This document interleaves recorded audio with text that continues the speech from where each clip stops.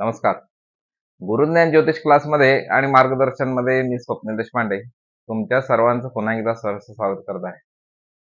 आपल्याला माहिती आहे की 15 मे 2025 या दिवशी गुरुग्रह हा वृषभ राशीतून मिथुन राशीमध्ये येत आहे आणि त्याचे परिणाम मागील व्हिडिओमध्ये म्हणजे मागच्या पार्टमध्ये आपण सांगितले होते की कोणाच्या कुंडलीमध्ये विवाह योग येणार आहे.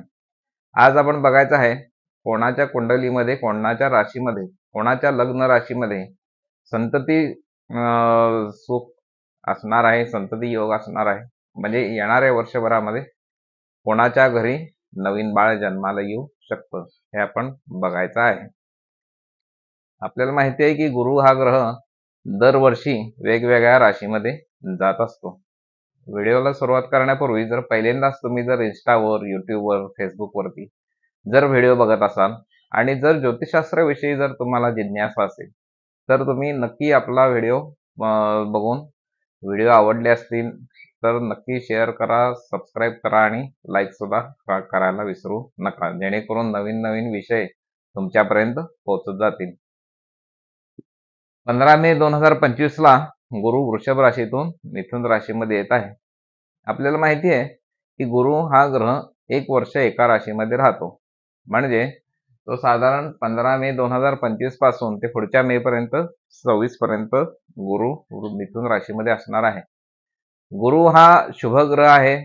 आपल्याला माहिती आहे संततिकारक आहे. शिक्षणाच्या दृष्टिकोनातून चांगल्या पद्धतीनं यश देणारा असा हा गुरुग्रह आहे. असा हा गुरुग्रह वृषभ राशीतून मिथुन राशीमध्ये येत आहे. आपल्याला माहिती आहे गुरुग्रहाची दृष्टी ही 5, 7 आणि 9 या घरावरती असते. म्हणजे ज्या वेळेला आता मिथुन राशीमध्ये गुरु येईल त्यावेळेला तुळ राशीवरती, धनु राशीवरती आणि कुंभ राशीवरती त्याची दृष्टी असणार आहे. आणि कुंडलीमध्ये 5वं स्थान आणि गुरुचं 5वं स्थान हे संततिकारक समजलं जातं आणि गुरु हे हा ग्रह सुद्धा संततिकारक समजला जातो. आणि असा ग्रह ज्यावेळेला मिथुन राशीमध्ये येतो त्यावेळेला तो कोणत्या कोणत्या राशींना संततीच्या बाबतीमध्ये शुभ फलदायी असणार आहे हे आपण बघायचं आहे. मेष रास, मिथुन रास, सिंह रास, तुळ रास, धनु रास, कुंभ रास आणि मीन रास या ज्या राशी या ठिकाणी मी सांगितल्या आहेत 5 आणि 2, 7 या ज्या 7 राशी सांगितलेल्या आहेत या राशींना जास्त करून संतती योग असणार आहेत. आता समजा की या ठिकाणी मी वृषभ राशी लिहिलेलं नाही परंतु मेष रास आहे. तर मेष राशीचा आणि समजा वृषभ राशीचा जर पती पत्नी असतील तर वृषभ राशीच्या मुलांच्या म्हणजे जोडीच्या मध्ये संतती योग नाही आहे का असं होत नसतं. हे जे मी तुम्हाला सांगितलेलं आहे हे ओझरचं सांगितलेलं आहे. दोघांची लग्न कुंडली बघावी लागते, दोघांच्या राशी कुंडली बघाव्या लागतात आणि त्याच्यानंतर आपण त्याचा रिझल्ट चांगल्या पद्धतीनं सांगू शकतो.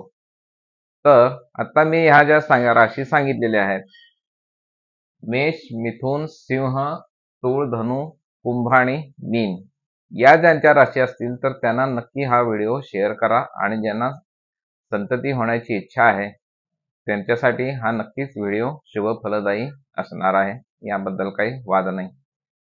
व्हिडिओ आवडला असेल तर लाईक, शेअर, सबस्क्राईब करायला नक्की विसरू नका. आणि तुम्हाला तुमच्या कुंडलीबद्दल काही प्रश्न असतील तर तुम्ही आम्हाला या ठिकाणी संपर्क करू शकता. 98 22 11 94 72 हा आपला व्हॉट्सअप नंबर आहे. तुम्ही जन्मवेळ, जन्मतारीख त्याच्यावरती व्हॉट्सअपवरती लिहून पाठवायचे आहे. तुम्हाला क्षुल्लक अगदी फी मध्ये व्यवस्थितरित्या आम्ही तुम्हाला मार्गदर्शन करू. नमस्कार.